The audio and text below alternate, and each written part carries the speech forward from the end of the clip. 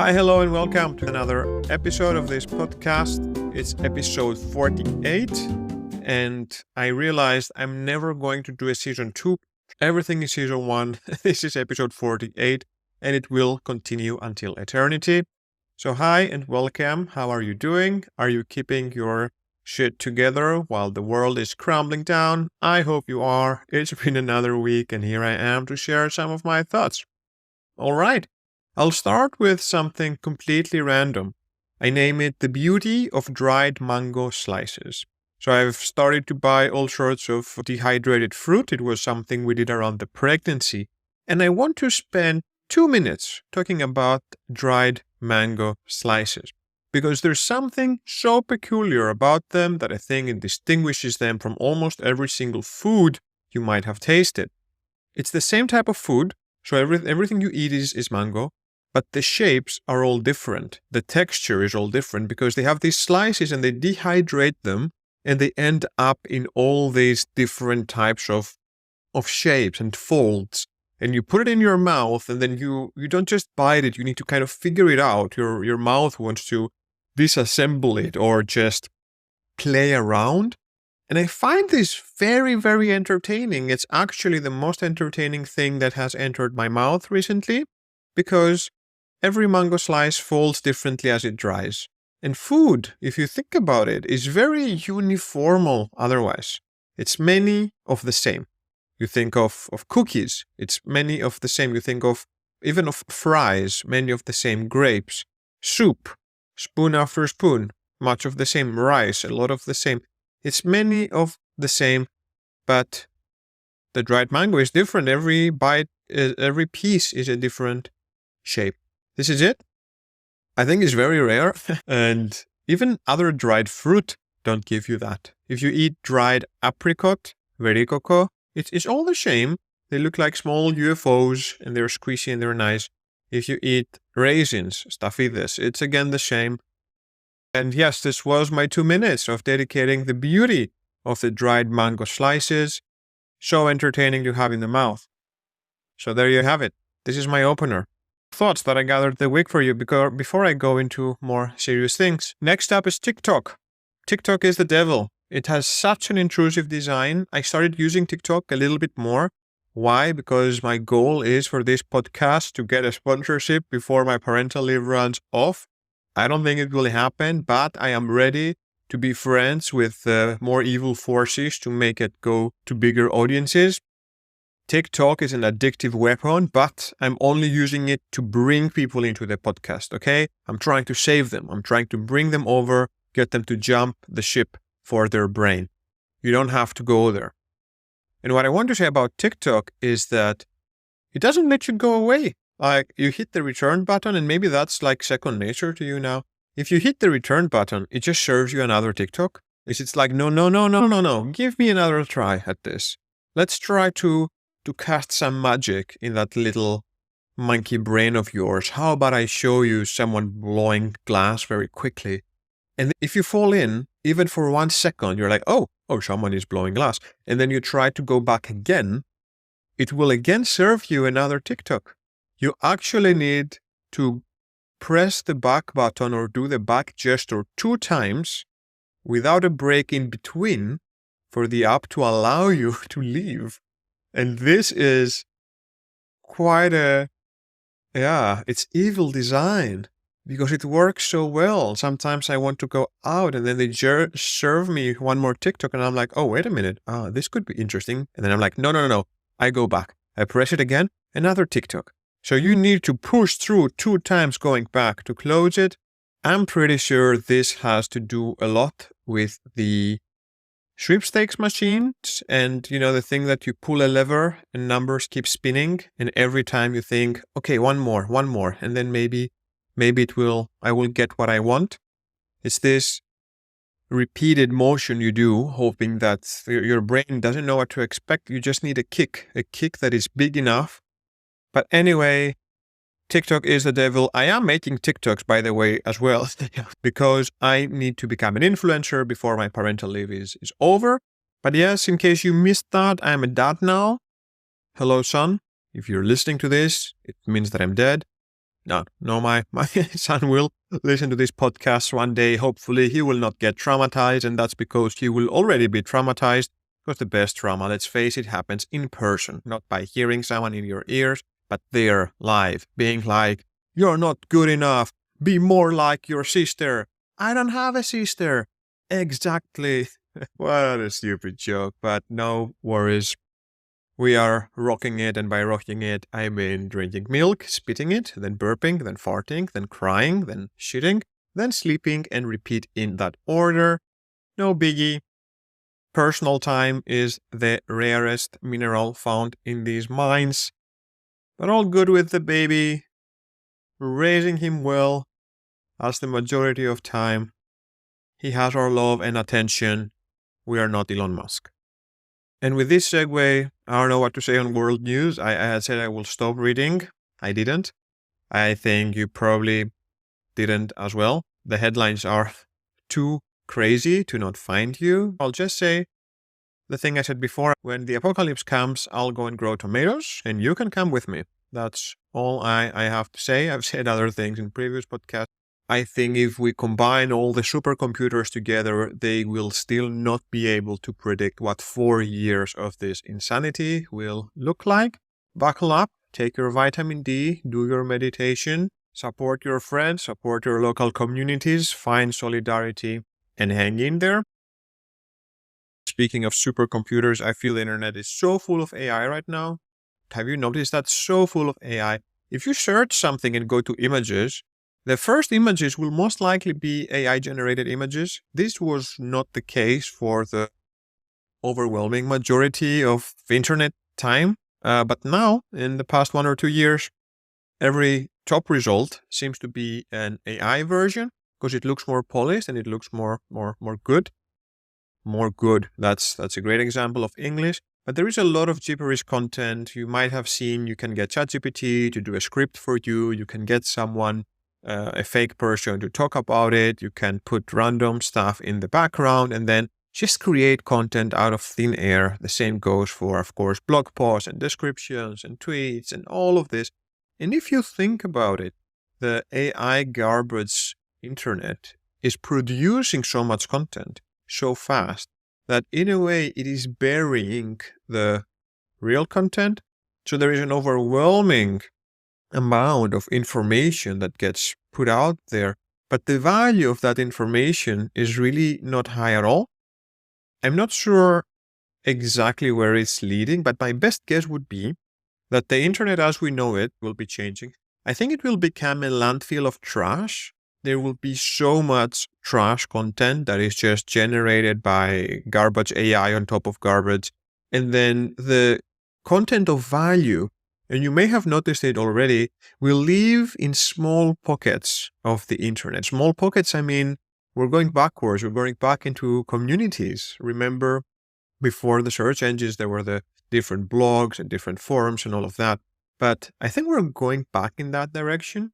High quality content may live in Discord servers, where closed-gate communities have their own people. You can see Reddit, I don't know for how long, but it's also a very strong piece of content. Substack, which is these newsletters that you can sign up and get a weekly newsletter, not for products, but for someone's opinion or content, or it's a way to share news away from Twitter or social media. And it's interesting to see that these pockets of more quality content are popping up in different ways, because browsing social media or searching the internet is completely changing. So this is my guess. In a few years, the internet, it might even be a tiered system. Like you will have to pay for access to better information because the clutter will be so big. Let's see. Internet stuff again. I don't know if I should be proud of myself or ashamed of myself, but I have put a daily limit in my apps, specifically on Instagram and Facebook. So after 30 or 45 minutes of browsing, it will show me a message that said, you've reached your limit for a day. Now is a good time to close the app. And it gives you some options. One option says, give me 5 more minutes. The other option says, give me 15 more minutes. And the third option says, dismiss, give me a free pass for today, aka I suck, I'm weak, I cannot do without it. And first of all, when it comes to mine, it reminds me when I was a child and I was playing football somewhere outside, and my mom would come to pick me up, and then I would tell her, no, just give me 5 more minutes, just 5 more minutes and we're done. It kind of activates something like this, like I'm a child and there is a grown-up trying to look after me. And second of all, I don't know how to feel when I get that message. On one hand, I'm proud of myself because I've set a limit. I've actually sat down, I have faced the shame of how much time one can spend on these apps, and I've put a timer, so that feels good. On the other hand, I feel ashamed because it reminds me how much I have used it already. Once you hit the limit is also a time of shame. Maybe it's noon and I've already hit the limit, or maybe I'm clicking the button of give me 5 more minutes, give me 15 more minutes. And this is an interesting mentality to be in. And I also catch myself sometimes from going to different apps. So if I get this notification, I'm like, okay, no more browsing, no more Facebook, no more Instagram.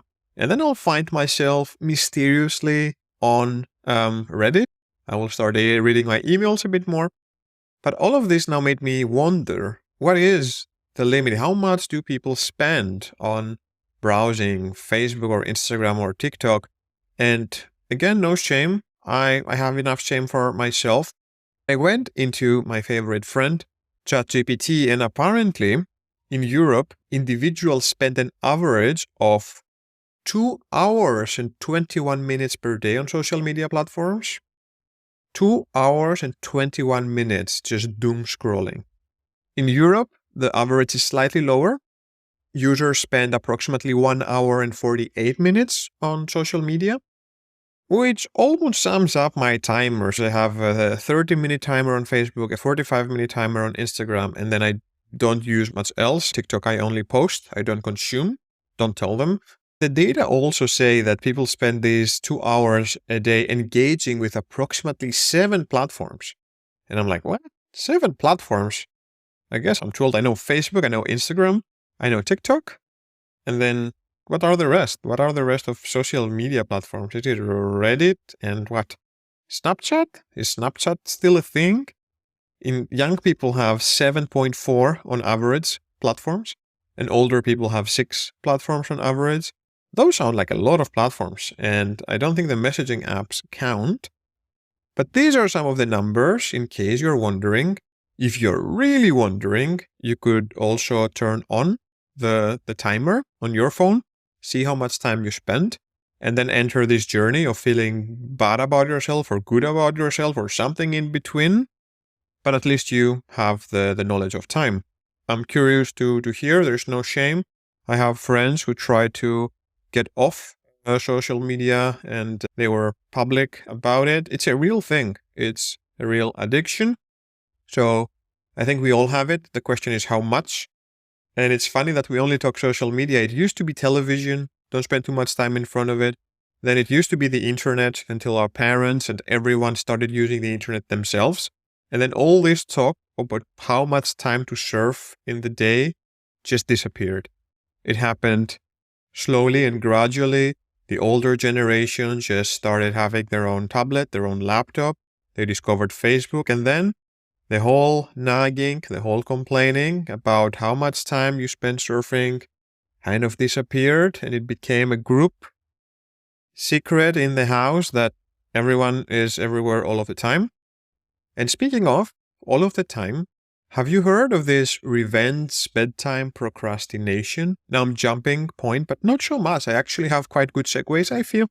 But the revenge bedtime procrastination is when you should be sleeping, but you're doom scrolling, you're reading things, you're staying up late, and you are claiming back that time.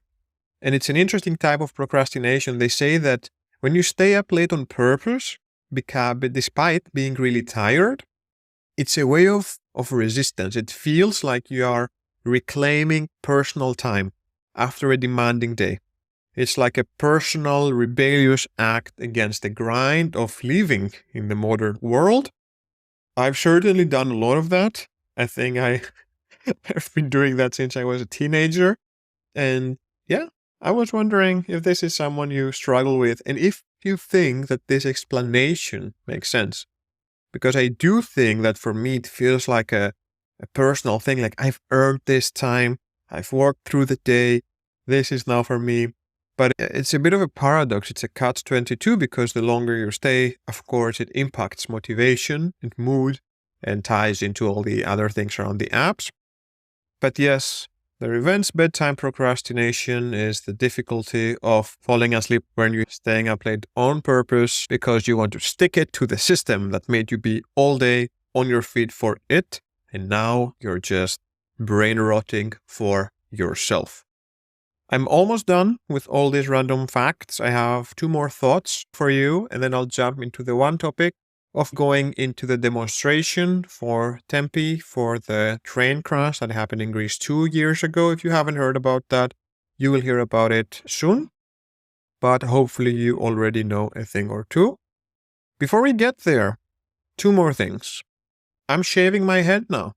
I joined the slow fate of every balding person. I arrived at that point where I shaved my own head. I knew this time would come. I didn't think it would come so soon, but I just can't have a haircut every 2 weeks. And this is how often you need to have a haircut at the stage where my hairline is. It will get me bankrupt and I have a child to raise. And yeah, I started doing it on my own. I thought, it's okay, no one will see it. My baby only sees 20 centimeters and no one watches my TikTok anyways. So I think it's fine. For those watching the video, thank you. But also, how about you give your eyes a break? Just listen to the voice. Look to your left or right. Find a window. I'll wait. Look outside the window while you listen to my voice. This is much better. Just observe what's happening outside a window. It's almost like watching a very, very realistic zoom background. Every now and then you can see a small movement, maybe some birds flying. For those listening in the future, birds were a thing on the 21st century. It's like an animal with wings. It used to live around flying in the cities. Okay, my jokes are really bad today. I'll just wrap up my last random thought and then I will tell you the story of going to this protest in Berlin and then go change some diapers. Favorite what the fact of the day? There is a flower. It's called Brassica oleracea or something like this. It's called the mustard wildflower. And it blew my mind because this little wildflower, it has been selectively bred throughout the centuries and it gives us the vegetables of cabbage, broccoli, cauliflower, kale, Brussels sprouts, and kohlrabi. 6 vegetables that we use all the time, they all come out of this poor flower. It's like we look at it and then we take one stem and we try to breed it and make it bigger and bigger and bigger and make it its own thing. If you look at this wild mustard plant, it looks so innocent. It's just a tiny, tiny flower. It has a bud, a leaf, a side, and for some reason, we decided to exploit its genes to make it breed again and again and again, to keep pumping and pumping different sides of it. And I guess after doing cabbage and broccoli, someone thought, okay, this plant seems to give good parts. How about we try to do the roots now? Let's see what happens if we just focus on making the roots bigger. But 6 different vegetables, they all come out of this little flower. And it's called the wild mustard flower. So one would assume it also gives mustard or mustard seeds. It doesn't.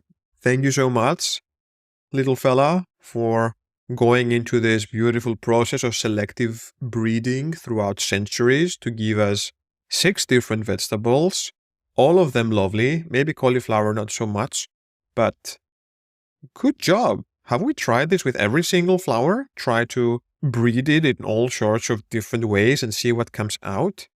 And if you're called a wild mustard flower, why can't you do mustard? What's up with that?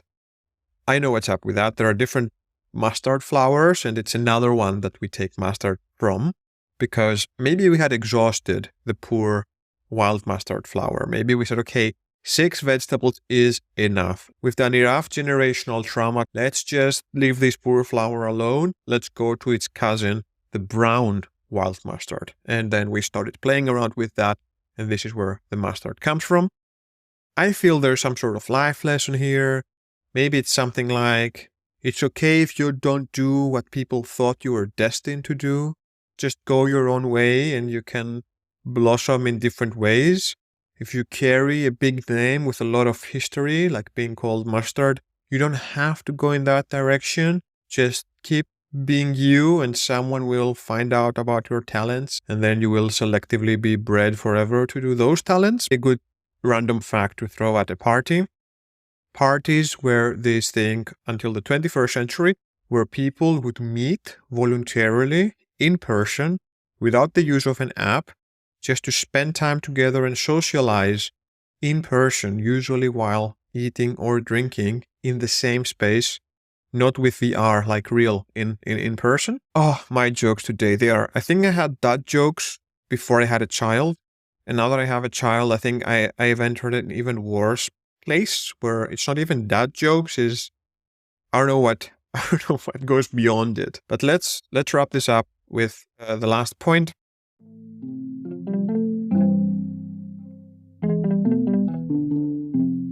A few days ago, on the 28th of February, was the marking of 2 years since the tragic incident of a train collision that happened in Greece, killing 57 mostly young people. Most of them were students that were going from the train through Athens and Thessaloniki, the 2 biggest towns of Greece. And there have been a lot of demonstrations happening for that because this tragic train collision on Tempi, it was not just an accident. It was the result of criminal negligence and corruption.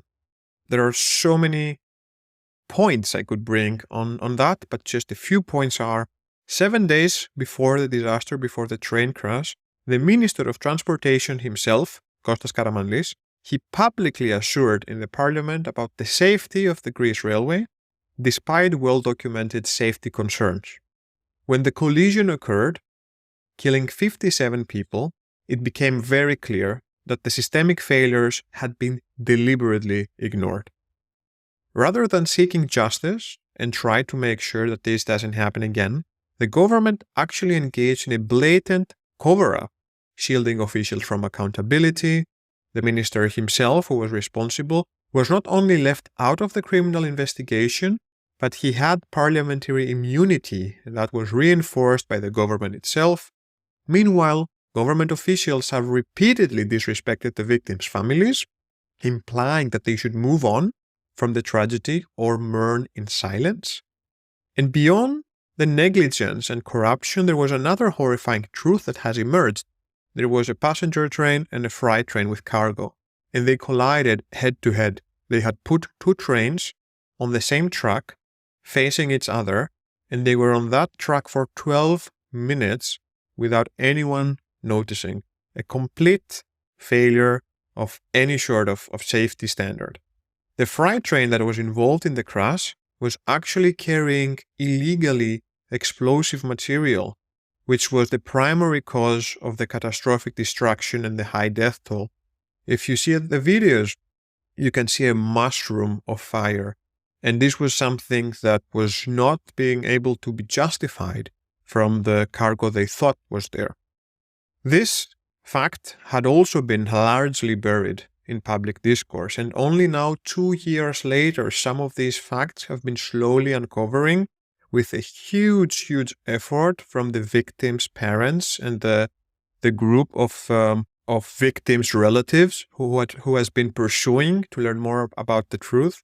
There is evidence that was buried, there is evidence that was alienated, and throughout these 2 years of this cover-up, the rage has been piling up, and the protest was not just about the railway disaster itself, but about the state's criminal cover-up, the disregard for human lives, and the deep-rooted corruption that has prioritized political interests over justice and public safety. This has been the largest demonstration that I've seen in my lifetime and perhaps in modern Greece. I've been there for protests in 2008 when the police shot an innocent boy, Alexis Grigoropoulos, 15 years old. The police shot him dead in Exarchia. That was a time of civil unrest and very big riots.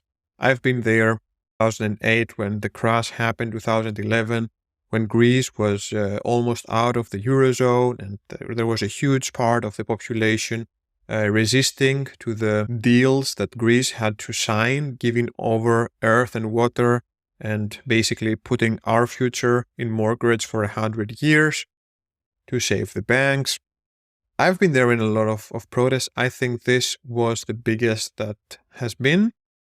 The interesting part is that the media that is all very friendly to the government has been trying to not report in the previous demonstrations and always underplaying the numbers.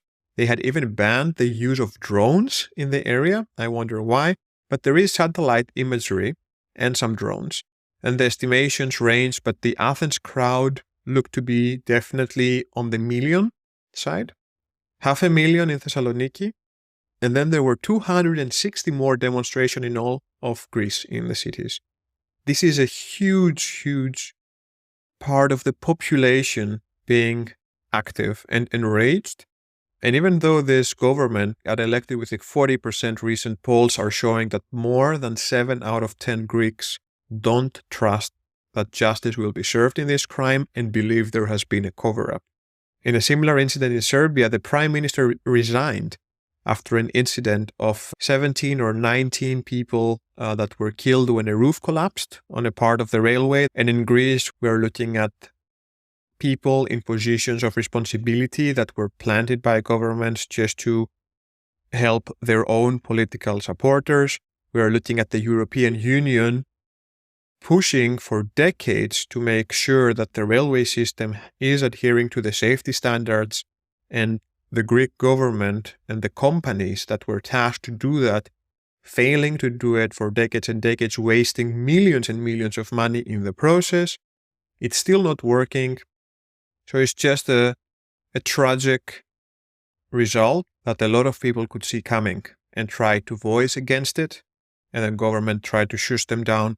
And when the accident happened, they tried to cover up everything afterwards. So this is where the protest were about 380 protests in total, 260 in Greece, and 120 in countries abroad.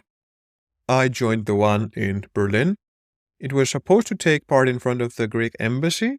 The interesting thing is that they would not let us be in front of the embassy. There was police already there, and they would guide us to go a bit further down the road. So everyone kept marching. I didn't know, by the way, if I would find 10 people or 20 people or 100 people. I was definitely not expecting this amount of people. There were a few thousands there. And the police tried to put everyone on Tiergarten, like inside the park, inside the forest. I don't know if that was to try and hide it. I don't know if the embassy didn't want to have crowds outside or if there was a safety concern because the embassy is together with some other embassies. But the crowd was gathering so much more that in the end they closed the street in front of the Tiergarten because there were just way too many people. I was there pretty alone. I haven't tapped into the Greek community here, but I managed to find someone I knew. That was really cool. And despite not having people with me, when you are, I don't know if you've ever been to a protest where you can feel the collective anger, when you can feel the collective feeling of injustice. This is a very liberating feeling. And once you start chanting, because there are different chants that are being said, there is this feeling of collective anger. Have you ever felt that there is solo anger when you read news, when you are on your phone, when you see the injustice, when you see the corruption, you try to explain it to people? Maybe someone like me, I'm not even in Greece, so I need to explain to the ones around me my anger that stems out of these years of being part of witnessing systemic corruption. And then joining a group of people when your solo anger matches and becomes a collective anger, very deep feeling. If someone told me at that point, hey, let's march that way, I would. And it's a very empowering feeling. It was like the one time I saw football in person. I don't like football, but just feeling the raw power of the people was really nice to see, that people got up from their couches. It was a very rainy day. It was a very cold day, and our embassy is in the middle of nowhere in Tiergarten, and thousands of people came with their kids, young people, old people, all sorts of people were there.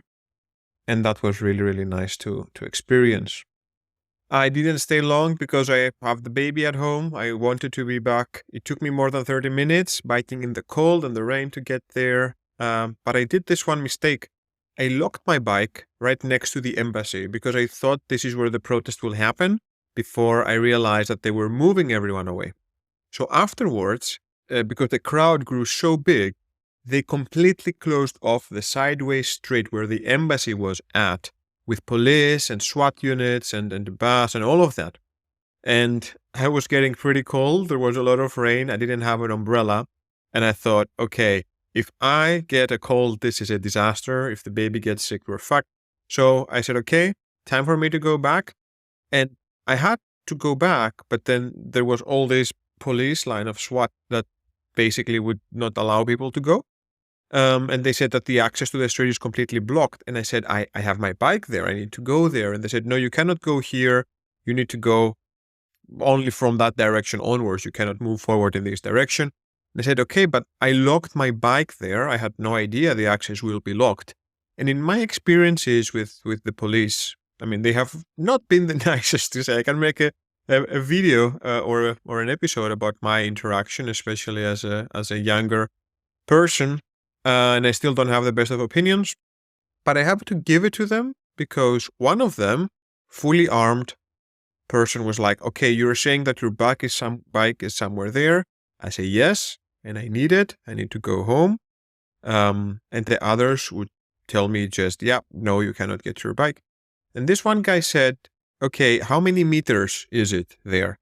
I was like, oh, that's a oddly specific question. I don't know, 67? And yeah, he said, you know what? Okay, walk with me. Let's go together. I'll take you to your bike and you can take it and you can leave. And that was surprisingly nice. I have to say, it's definitely not an interaction that would happen in Greece. That's my feeling, at least. You can see how the police attacked the protest in Athens and in other Greek cities on purpose, because it doesn't look good if crowds are big and together and united.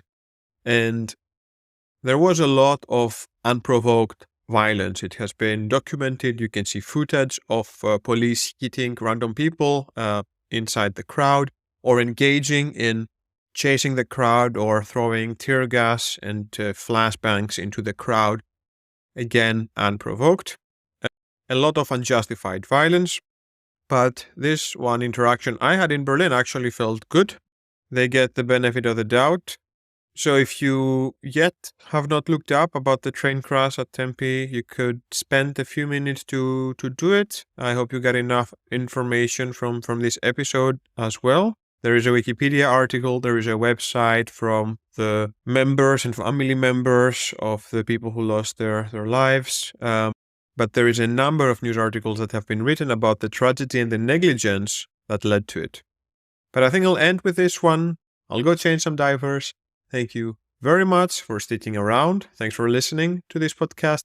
Thanks for keeping an eye and ear for updates. Get your spot to grow tomatoes with me in the countryside. Leave a comment on Spotify. That does a lot. Rate the show. That also does a lot. Keep an eye on Instagram, because for now I'm posting weekly reels. I don't know for how long. Still cringy, but also fun. Okay, that's it. Take care. Until next week. Ciao.